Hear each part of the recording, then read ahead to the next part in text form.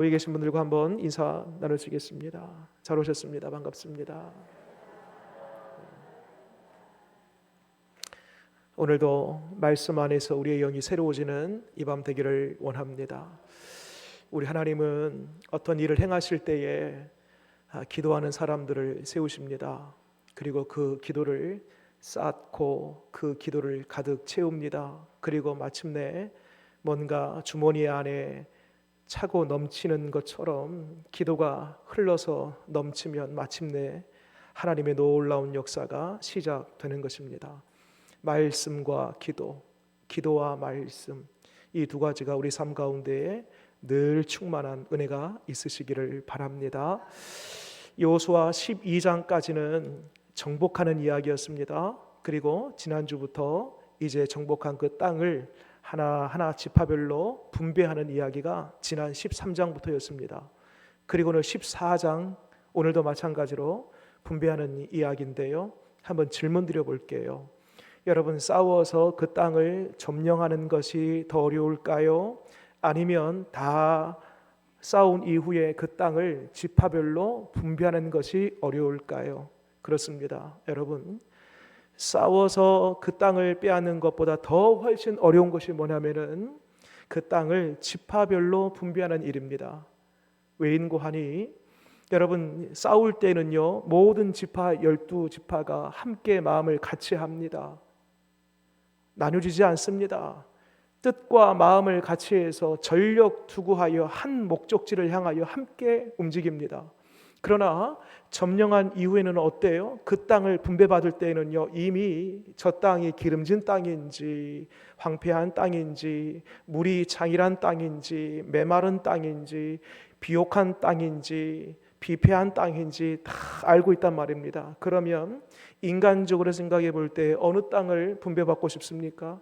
말할 것도 없지요. 기름지고 물이 있고 좋은 비옥한 땅을 분배받고 싶은 욕심이 다 있지 않겠습니까? 그리고 반대로 황폐한 땅, 건조한 땅, 씨앗을 뿌려도 나지 않는 땅, 그런 땅은요 분배받고 싶지 않습니다. 그러니 12지파 중에 땅은 제한되어 있고 모두가 다 비옥한 땅을 원하지만은 그렇게 될 수가 없는 것입니다. 그러면서 지파들 사이에서 미묘한 감정의 대립이 생길 수 있고 시기와 질투와 더 나아가서는 대립과 반목으로 나아갈 수 있기 때문에 모두가 함께 한 마음으로 땅을 빼앗는 점령하는 그 일보다 훨씬 더 어려운 것이 그 땅을 지파별로 나누는 것이 훨씬 더 어려운 일입니다. 그런데 오늘 말씀 보게 되면요 굉장히 평화롭게 잡음 없이 그 기업이 잘 지파별로 분배되어지는 것을 우리가 보게 됩니다. 도대체 이 비결이 어디 있을까? 오늘 말씀을 통해 그 원리를 배워보고자 합니다. 1절 말씀 볼까요? 오늘 1절 말씀입니다. 우리가 읽진 않았는데요 14장 1절 말씀 먼저 보겠습니다. 14장 1절 같이 한번 읽겠습니다. 시작. 이것은 이스라엘 자손이 가나안 땅에서 받은 기업 곧 제사장 엘르아살과 눈의 아들 여호수아와 이스라엘 자손 지파의 족장들이 분배한 것이니라. 여러분 여기 보면은요 연필이 있으면은요 펜이 있으면요 거기 한번 동그라미 혹은 밑줄 한번 지어보세요. 중요한 단어가 뭐냐면은 이것은 이스라엘 자손이 가나안 땅에서 그 다음에 받은 기업, 받은 기업이랍니다. 받은 기업, 빼앗은 땅, 우리가 싸워서 점령한 땅 이렇게 표현하고 있지 않습니다. 어떤 기업이라고요? 받은 기업이랍니다. 그러면 받은 기업이라는 것은 누가 줬다라는 것이 아니겠습니까? 누가 준 거예요? 하나님이 준 것입니다. 그러니까 이 땅은 우리가 피 흘려서 빼앗은 땅이 아니고 우리 손으로 거둔 땅이 아니고 하나님이 우리에게 안겨주신 선물과 같은 땅이다. 이 의식, 내 것이 아니다. 이 소유권은 내 소유가 아니다. 주님이 주신 것이다. 이 소유권은 주님께 있다라는 것에 대한 인식과 믿음이 이들을 평화로운 기업 분배로 나아가게 했다라는 것입니다. 여러분 가정 안에 자녀들 누구의 거예요? 여러분 가정 안에 부모와 자녀들 사이에 갈등이 일어나고 불화가 일어나는 그 이유가 뭔가요? 그것은요 부모가 이 자식이 이 어조가 조금 뉘앙스가 좀 그러네. 이 자식이 그러니까 이 자녀가 내 것이다라고 생각해. 내 것이다. 그러니까 그 자식에 대해서 자꾸 기대감이 있는 거예요.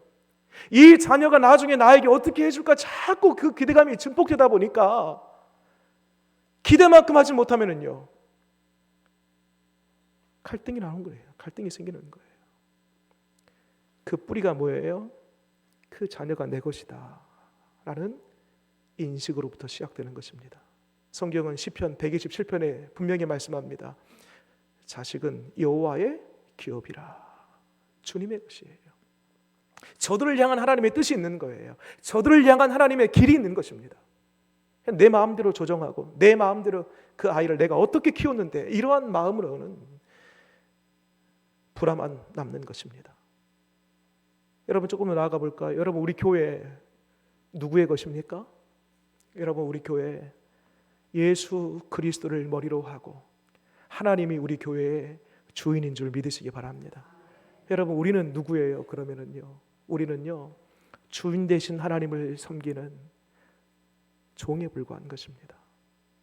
머리 대신 예수 그리스도의 그 이름을 빛내드리고 그분의 영광을 위하여 존재한 주님의 섬기는 종들에 불과한 것입니다. 여러분 우리가 스스로 이 교회의 주인 행세하게 되면요 반드시 그 자리는 불화밖에 없는 것입니다. 여러분 조금 더 나아가 볼까요? 우리 가정이든 우리 교회든 여러분 개개인의 인생 전반에 걸쳐서 요람에서부터 무덤에 이르기까지 우리의 모든 인생의 송두리째 누구의 것입니까? 여러분 내 인생이 왜 자꾸 갈등하고 번민에 휩싸이고 왜 자충우돌하고 고민과 근심 속에 늘 살아가는 그 이유가 뭔지 아십니까? 내 인생 전체가 내 것이라고 생각하니까 내 것이야, 소유가. 그러니까 내 내적인 고민이 자꾸 그 속에서 갈등이 일어나는 것입니다. 여러분 내 인생 누구일 거예요? 하나님이 나에게 주신 선물과 같은 인생입니다. 내 인생의 주인이 누구세요? 하나님이세요. 그분께 내 인생을 송두리째 맡기고 그분을 의지하고 그분을 따라갈 때에 비로소 내 속에 갈등과 불화가 아니라 주님이 주신 진정한 자유와 평안함이 있는 줄 믿으시기 바랍니다. 이게 첫 번째 원리입니다. 주님이 우리에게 주신 기업이다. 주님이 주셨기에 우리는 받은 것이다. 이 소유권이 주님께 있다라는 그 인식과 믿음. 두 번째입니다.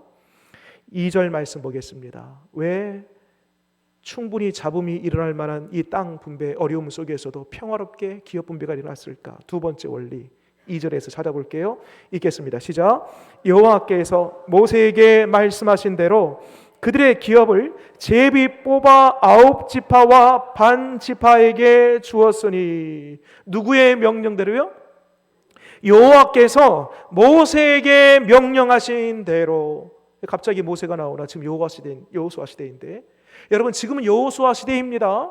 그런데 이미 이 기업 분배와 관련해서 누구에게 먼저 말씀하신 거예요? 모세에게 먼저 말씀하신 바가 있다라는 거예요. 한 번 더 확인해 볼까요? 5절 한 번 더 반복합니다. 5절 말씀 14장 5절 읽겠습니다. 시작. 이스라엘 자손이 여호와께서 모세에게 명령하신 것과 같이 행하여 그 땅을 나누었더라. 누구에게? 모세에게. 일찍이 지금 여호수아 시대이지만은 여호수아 시대 이전에 모세에게 누가? 하나님께서 말씀하신 바대로 그 말씀이 뭐예요? 오늘 여호수아 시대 때에 이리 기업을 나누라.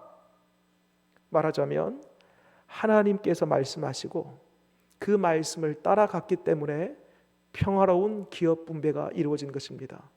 여러분 궁금하지 않습니까? 도대체 그러면 모세에게 하나님이 뭐라고 말씀하셨을까? 그 내용이 뭘까? 한번 직접 한번 찾아볼게요. 한번 찾아보겠습니다. 민수기. 여러분 우리 수요 예배 때는요 이렇게 찾는 기쁨이 있습니다. 별로 기뻐하시지 않는 것 같아요. 민수기 34장 보겠습니다. 민수기 34장, 창세기, 출애굽기, 레위기, 민수기 네 번째 책이에요. 256면쯤에 있습니다. 여호수아 14장은 그대로 가늠줄로 잡아놓으시고 민수기 34장 16절 18절까지 255면쯤에 있어요. 같이 한번 읽겠습니다. 시작. 여호와께서 또 모세에게 말씀하여 이르시되, 그 내용이 먼저 볼게요. 17절 18절. 너희에게 땅을 기업으로 나눌 자의 이름은 이러하니 제사장 엘르아살과 눈의 아들 여호수아니라. 18절. 너희는 또 기업의 땅을 나누기 위하여 각 지파의 한 지휘관씩 택하라. 아멘. 자, 그대로 접어놓으시고요. 한번 볼 겁니다. 그대로 접어놓으시고 14장 다시 보세요. 14장 가름줄로 잡아놓은데 여호수아 14장 보세요. 거기 보면 1절 2절 말씀 제가 한번 읽어볼게요. 이것은 이스라엘 자손이 가나안 땅에서 받은 기업 곧 제사장 엘르아살과 눈의 아들 여호수아와 이스라엘 자손 지파의 족장들이 분배한 것이니라. 여호와께서 모세에게 명령하신 대로 그들의 기업을 제비 뽑아 9지파와 반 지파에게 주었으니. 여러분, 이거 지금 어디에 나온 말씀이에요? 조금 전에 우리 읽었던 그 말씀 똑같이 마치 여러분 데칼코마니처럼 이쪽과 저쪽 오른쪽과 왼쪽이 똑같은 그림처럼 지금 민수기 34장에서 말씀하신 그 말씀이 그대로 마치 옮겨온 것처럼 엘르아살에게, 그 다음에 여호수아에게, 그 다음에 각 지파의 지휘관에게 똑같이 이 말씀이 아직 가나안 땅에 들어가지 않았습니다. 점령하지 않았어요. 모세 때 아직은 아니지만 그때 말씀하신 그 말씀을 그대로 여호수아 시대 때에 성취하고 있는 것을 보게 됩니다. 여러분, 우리 하나님은요, 말씀하시면 그 말씀을 그대로 이루시는 하나님이심을 믿으시기 바랍니다.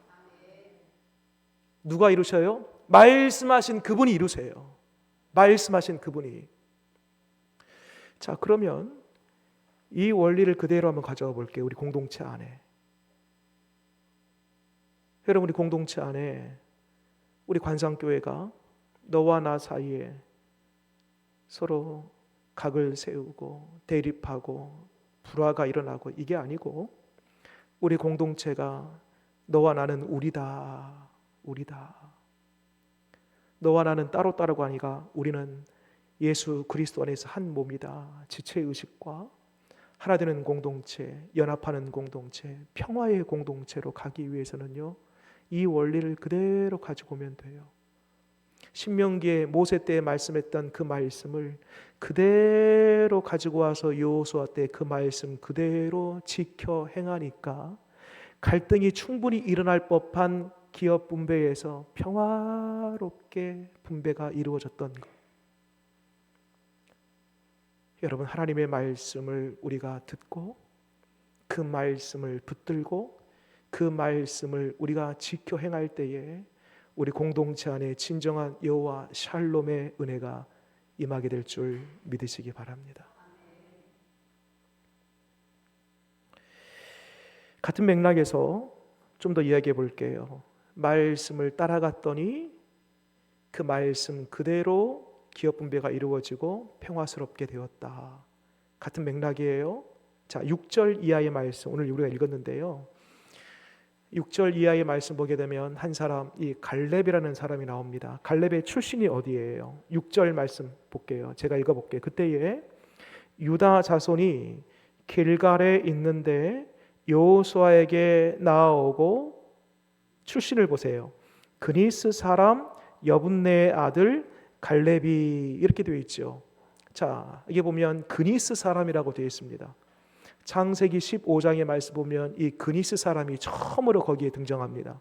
그니스 사람은 누구냐면요, 가나안 족속 중에 한 족속의 사람들이에요. 그러니까 이방 사람들이에요. 근데 갑자기 왜 가나안 사람이 여기에 여호수아 시대 때에 유다 지파에 속하여서 나오는가? 이방 사람인데 이런 연유가 있습니다. 모세가 출애굽할 때에 이제 애굽에서 400년 노예 생활을 마치고 출애굽합니다. 그때에 전통 이스라엘 백성들만 나온 게 아니에요. 그때에 잡족들이라고 합니다. 성경에 여러 이방 잡족들이 함께 섞여서 그 모세의 진두지휘 아래 하나님의 말씀을 같이 듣고 그 말씀을 따라 움직였던 이방 민족들이 있습니다. 그 사람들 중에 한 사람이 누구냐면요, 그니스 사람 갈렙이에요. 그리고 이 갈렙이 비록 이방 사람이었지만은요, 어디에 편입되냐면 유다 지파에 편입됩니다. 그리고 더 놀라운 것은 각 지파별로 한 사람씩 대표를 뽑아요. 왜 뽑냐? 이 대표를 뽑아서 가네스 바나야에서 12정탐을 보낼 때에 12사람을 뽑아요. 전 지파 수만 명의 사람들 중에서 한 사람 딱 뽑는데 그 유다 지파의 대표로 누가 뽑히냐면 그니스 사람, 이방 사람이었던 갈렙이 뽑힙니다. 그만큼 믿음도 실력도 모든 사람들에게 인정과 칭찬을 받는 탁월한 리더십의 사람이었다는 것입니다. 놀랍지 않습니까? 별로, 늘 저만 놀래고 그런 사람이에요. 근데 지금 가네스 바나야에서 이때가 몇 살이냐면요, 갈렙의 나이가 38살입니다. 그리고 가나안 땅 정탐을 40일 동안 돌아와서 보고합니다. 그때 우리 알다시피 여호수아와 갈렙 두 사람을 제외한 나머지 10사람이 다 악평하지 않습니까? 그래서 하나님이 너희가 다녀온 40일을 1년으로 계산해서 40년 광야 생활을 하게 하지 않습니까? 그러면서 40년 광야 생활을 합니다. 그때 나이가 이제 78세쯤 됩니다.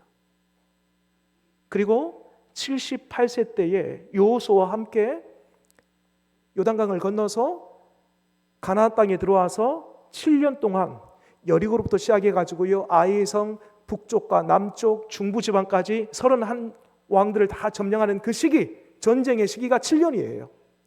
그러니까 이때 7년 전쟁이 다 마친 이후에 나이를 보니까 오늘 몇 살이랍니까? 85세입니다. 말하자면 쉽게 표현해 보면 40세 때에 하나님으로부터 가나안 정탐 다녀온 이후에 하나님의 말씀을 듣고 그 이후로부터 45년이 지났습니다. 여러분, 85세면은요 노장이면서도 노장입니다. 노장 중에서도 노장이에요. 85세 정도 되면은요, 이때는요 관리가 아니라 이제는 감독도 아니고요, 고문 정도가 돼가지고 이스라엘 백성들 저기 뒤에서 편안하게 안락한 의자에 앉아서 안식을 누려도 누가 뭘 할 사람 없는 나이입니다. 그럼에도 불구하고 이 갈렙이 오늘 그 유명한 얘기를 이렇게 합니다. 12절 말씀 같이 한번 읽어볼게요. 읽겠습니다. 시작. 그날에 여호와께서 말씀하신 이 산지를 지금 내게 주소서. 당신도 그날에 들으셨거니와 그곳에는 아낙 사람이 있고 그 성읍들은 크고 견고할지라도 여호와께서 나와 함께 하시면 내가 여호와께서 말씀하신 대로 그들을 쫓아내리이다 하니 이 산지를 지금 내게 주소서. 참 유명한 얘기죠.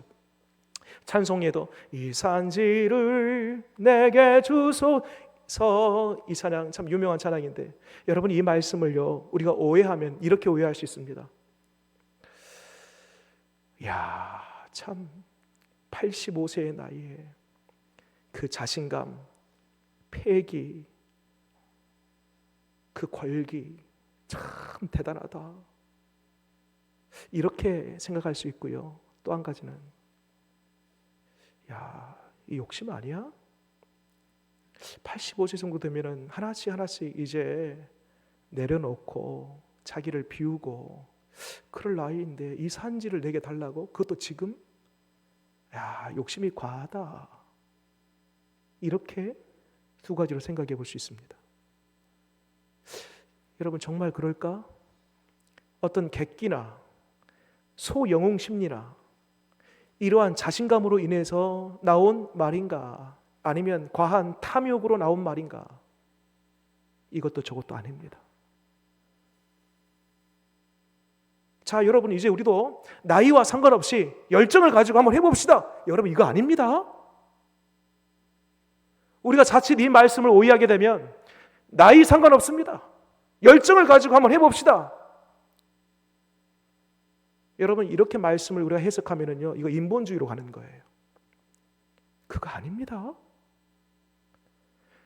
이 산지를 지금 내게 주소서 라고 하는 것은요, 어떤 의미가 있냐면 그것은 잠시 후에 밝혀드리기로 하고, 먼저 이 산지가 어딜까? 밑에 말씀 보세요. 13절에 그 원했던 산지가 이곳입니다. 13절, 자, 눈 크게 뜨고 같이 한번 읽겠습니다. 시작. 여호수아가 여분네 아들 갈렙을 위하여 축복하고 헤브론을 그에게 주어 기업을 삼게 하며, 어디랍니까? 헤브론. 밑으로 쭉 내려와서 15절에 헤브론이 어떤 곳이냐면요, 이런 곳이랍니다. 또 읽겠습니다. 15절 시작. 헤브론의 옛 이름은 기랏 아르바라.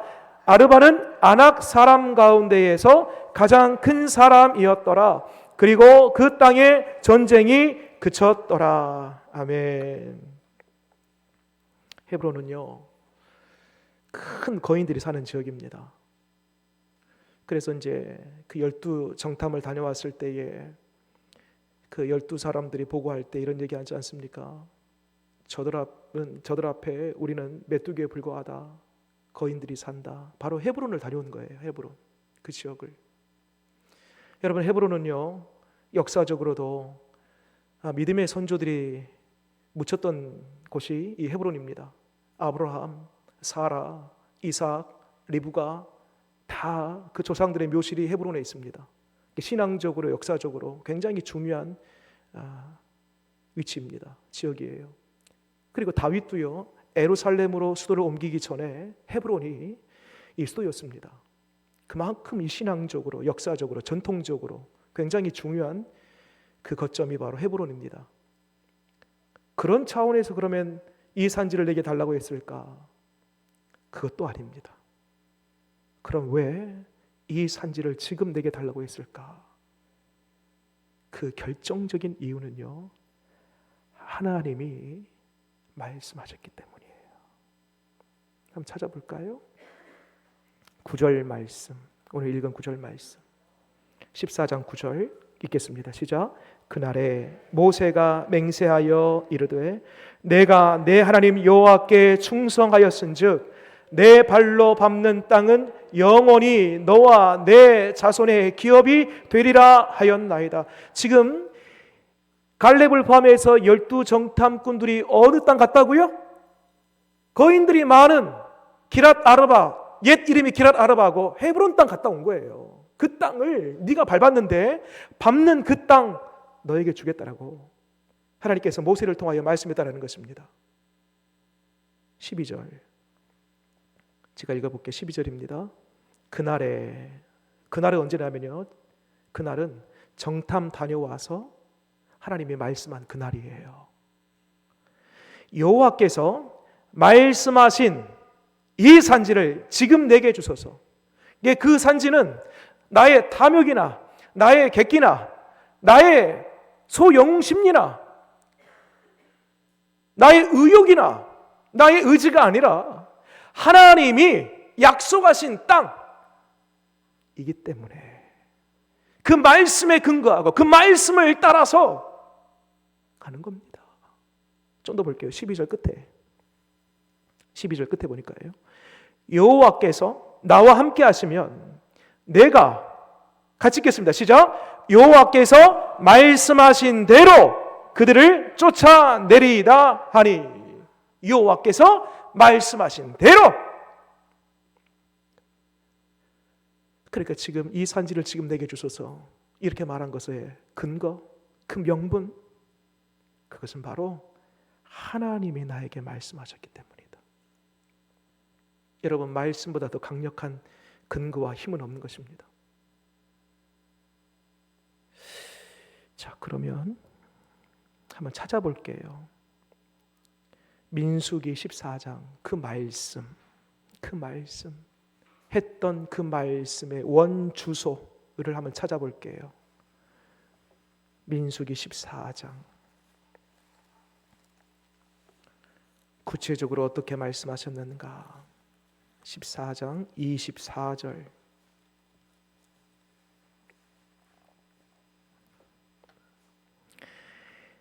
민수기 14장 24절 219페이지쯤에 있습니다. 읽겠습니다. 시작.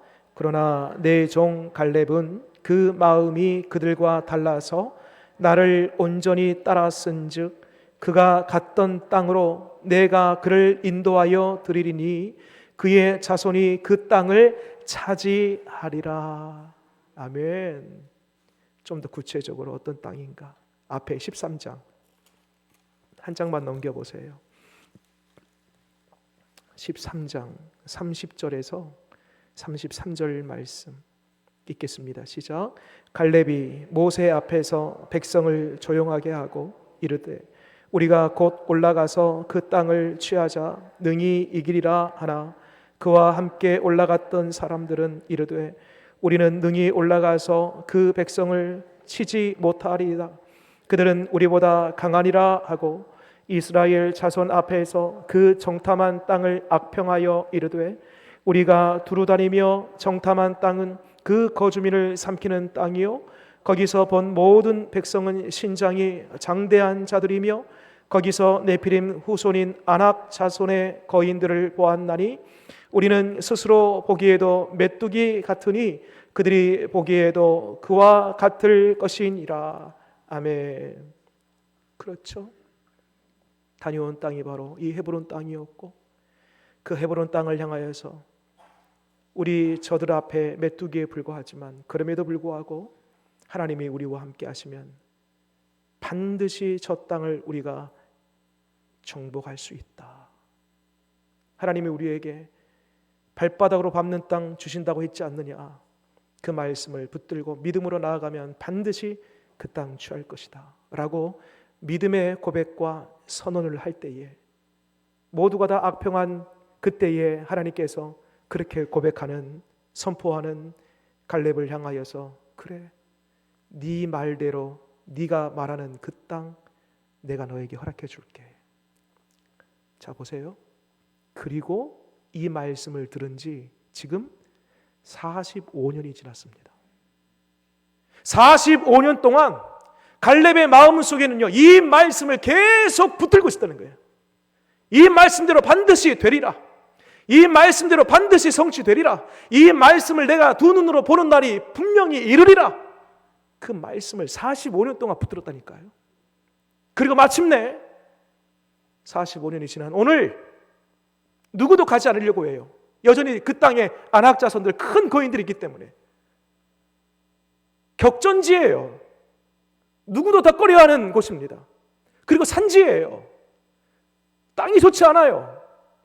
그럼에도 불구하고 그 땅에 물이 없어도 큰 거인들이 있어도 상관없이 주님이 말씀하시면 반드시 말씀하신 하나님이 나와 함께 하시고 나와 함께 하신 하나님이 그 전쟁 가운데 함께 하신다라면 반드시 이긴다. 그 믿음 가지고 나아갔던 것입니다. 여러분 무엇이 우리를 위협합니까? 무엇 때문에 여러분 요즘 주눅 들어 있습니까? 여러분 무엇 때문에 요즘 우울해하고 있습니까? 여러분 하나님의 말씀을 붙드시기 바랍니다. 그리고 그 말씀을 붙들고 그 말씀대로 반드시 이루어진다라고 믿고 나아가면 우리의 우울함, 두려움, 걱정, 근심, 뭔가 패배에서 절망 가운데 있는 그 모든 우리 삶의 현장들을 주님이 꽃피게 하고 열매 맺게 하는 그런 놀라운 역사를 베풀어 주실 줄 믿으시기 바랍니다. 여러분 하나님의 말씀을 따라가면은요 하나님이 함께 하십니다. 오늘 다시 한번 보세요. 12절에 이제 마지막 결론입니다.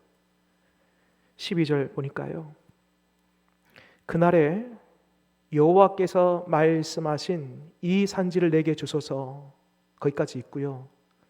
띄어서 중간에 빼고 여호와께서 나와 함께 하시면, 그러니까 말씀이 있으면은요 반드시 그 말씀은 하나님과 함께 합니다. 말씀을 가지고 살아가는 사람은요 하나님이 함께하는 그 인생이에요. 그리고 하나님이 함께 하시니까요 원리가 이렇게 돼요. 내가 여호와께서 말씀하신 대로 그들을 쫓아내리이다. 하나님이 함께 하시고 말씀을 붙드니까요 하나님이 함께 하시고 하나님이 함께 하시니까요 승리하는 것입니다. 성경에 보면 이 임마누엘, 내가 너와 함께함이라, 하나님이 우리와 함께하신다. 임마누엘, 누구의 이름이에요? 여러분, 예수님의 다른 이름이 임마누엘이에요. 하나님이 우리와 함께 계시다. 임마누엘, 예수님의 다른 이름이에요. 예수님께서 부활하고 승천하시기 전에 말씀하신 게 있습니다. 내가 너와 함께함이라. 언제까지? 세상 끝날 때까지 내가 너와 함께함이라. 우리에게 약속해 주셨습니다. 그런데 중요한 게 있습니다. 세상 끝날 때까지 내가 너와 함께함이라. 우리는 이 말씀을 알아요. 근데 언제, 무엇 때문에 이 말씀을 했는지 우리는 잘 모릅니다. 마태복음 28장 제일 마지막 절 말씀인데요, 무슨 이유로 세상 끝날 때까지 우리와 함께 하시는가? 그 조건과 이유가 다음과 같습니다. 그러므로 너희는 모든 족속으로 제자를 삼아 아버지와 아들과 성령의 이름으로 세례를 주고 내가 너희에게 분부한 모든 것을 가르쳐 지키게 하라. 그리고 세상 끝날 때까지 내가 너와 함께하며. 말하자면 하나님이 우리와 언제 함께 하시는가? 세상 끝날 때까지 하나님이 우리와 언제까지 함께 하시는가? 무엇 때문에 함께 하시는가? 우리가 주의 말씀을 붙들고 주의 말씀을 전하고 주의 그 복음을 이 땅에서 온 열방을 향하여서 우리가 그 복음에 붙들려서 그 복음을 증거할 때에 하나님 우리와 함께 하시는 거예요.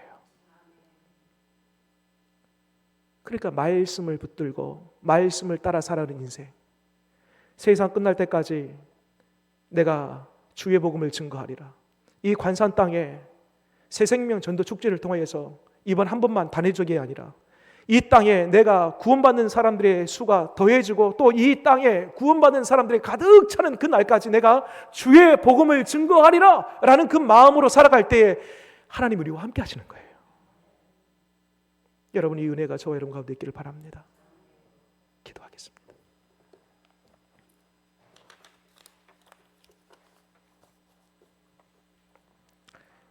하나님, 우리는 또 넘어지고 또 좌절하고 우리는 참 연약합니다.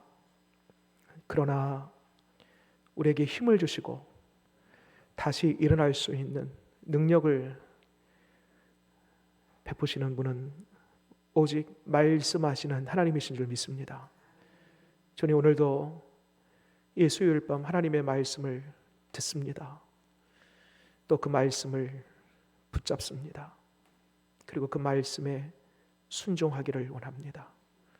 하나님은 말씀하시면 그 말씀을 반드시 하나님이 이루어 주시는 줄 믿습니다. 또한 하나님, 우리의 몫은 말씀을 받고 그 말씀을 따라 힘껏 살아갈 때에 그 말씀이 반드시 이루어짐을 믿습니다.